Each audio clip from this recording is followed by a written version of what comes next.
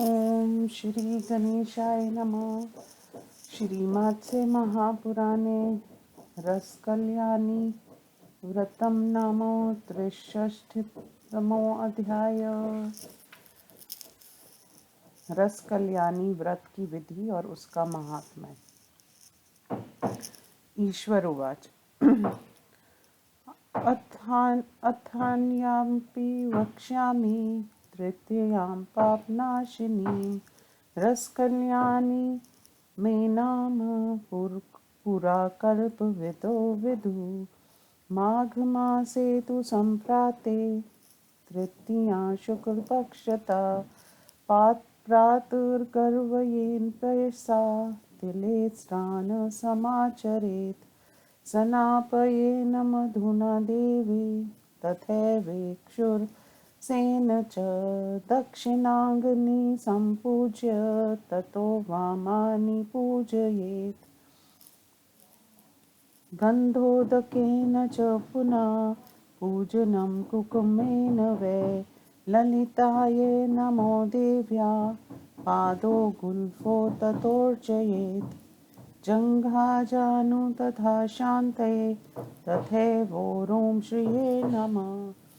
मदालसाय तु कटिं मलाय तथोदरं सत्नो मदनवासिन्ये कुमुदाय च कन्धरां भुजं भुज्राङ्गमाधव्य कमलाय मुख्यस्मिते भ्रुललाटे च रुद्राणे शङ्कराय तथालकान् मुकुटं विक्ष्वासिने शिरा कान्तये तथाचर्ययेत्। मदनाय ललाटं तु मोहनाय पुनर्भुवो नेत्रे चन्द्रार्धधारिणे धारिणीये तुष्टचे च वन्दना पुनः उत्कण्ठन्यनमाकण्ठं नृत्याय नमः सतनो रम्भाय वामकुक्षं च विशुकाय नमाकटिं हृदयं मन्नं थाय धिष्णये पाटलाय तथोदरं कटिं सुरत्वासिन्ये तथोरुं चम्पप्रिये जानुजङ्घे नमो गौर्ये गायत्र्ये घुटके नमः धराधराय पादो तु विश्वकाये नमः शिरा नमो भवानाय कामिन्ये कामदेव्ये जगत्प्रिये एवं सम्पूज्य विधिवत् द्विजदाम्पत्यं चर्ययेत्। भोजयित्वानपानेन मधुरेण विमत्सरा जलपूरितं तथा कुम्भं शुक्लाम्बरयुक्तयं दत्त्वा सुवर्णकमलं गन्धमाल्य समर्चयेत्। प्रियतामत्र कुमुदा गृहीयालान्वन् व्रतम् अनेन विधिना देवीं मासी मासी सदार्चयेत्। लवणं वर्जयेन्माघे फाल्गुने च गुणं पुनः तैलं राजिं तथा चैत्रे वर्जय च मधुमाधवे पानकं ज्येष्ठमासे तु आषाढे चाच्चीरकं श्रावणे वर्जयेत् क्षीरं दधि भाद्रपदे तथा घृतमाश्रुयुजे तद्धूर्धुर्जे वर्जयं च माक्षिकं धान्यकं मार्गशीर्षे तु पौषे वर्जया च शर्करा व्रतान्ते करक्कं पूर्णमेतेषां मासी मासी च दध्यादधिकालवेलायां पूर्णपात्रेण संयुक्तम लडुकाक्षेत् वर्णाक्ष संयवमत्पूरिका धारिकानप्यपूपाक्ष प्रपिष्टापूपाक्ष्मण्डकान् क्षीरं शाकं च दध्य नन्मिन्द्रयोशोकवर्तिका माघाद्रिकर्मशो दध्या देतानि कर्कोपरि कुमुदा माधवी गौरी रंभा भद्रा जया शिवा उमारती सती तद्वं मंगलारति लालसा क्रमानमागादि सर्वत्र प्रियेतामिति कीर्तयेत् सर्वत्र पञ्चगव्येन प्राशनं समुदाहतम् उपवासी भवनेत्य शक्ते नक्तमिष्यते पूर्णमाघे तु सम्प्राप्ते शङ्कराकरकोपरि कृत्वा तु काञ्चनी गौरी पञ्चरत्नसमन्वितां हेमीमण्डगुष्टमात्रां च साक्ष्यसूत्रकं मण्डलुं चतुर्भुजान्मिन्दुयुतां सिद्धनेत्रपटावृतां तदत्कोमिथुनं शुक्लं सुरवानस्यं सिताम्बरं सवस्त्रभाजनं दद्याद् भवानी प्रीयतामिति अनेन विधिना यस्तु रसकल्याणिनिवृत्तं कुर्यात् स सर्वपापे भयस्तक्षणादेव मुच्यते न वा बुर्धसहस्रं तु न दुःखी जायते नर सुवर्णकमलं गौरी मासी मासी ददन्नरा अग्निशोष्ठं सहस्रस्य यत् फलं तद्वाप्नुयात् नारी वा कुरुते यातु कुमारी वा वरानने विधवा या तथा नारी सापि तत्फलमाप्नुयात् सौभाग्यरोग्यसम्पन्ना गौरीलोके महीयते इति पठति शृणोति श्रावयेद्या प्रसंगात् कलिकलुषविमुक्ता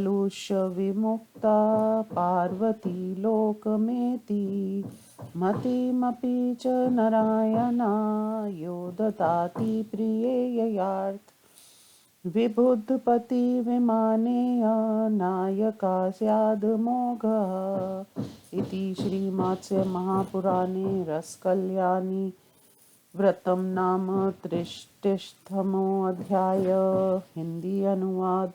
ईश्वर ने कहा, नारद, अब मैं एक अन्य तृतीय का भी वर्णन कर रहा हूँ जो पापों का विनाश करने वाली है तथा जिसे पूरा कल्प के ज्ञाता लोग रस कल्याणी के नाम से जानते हैं।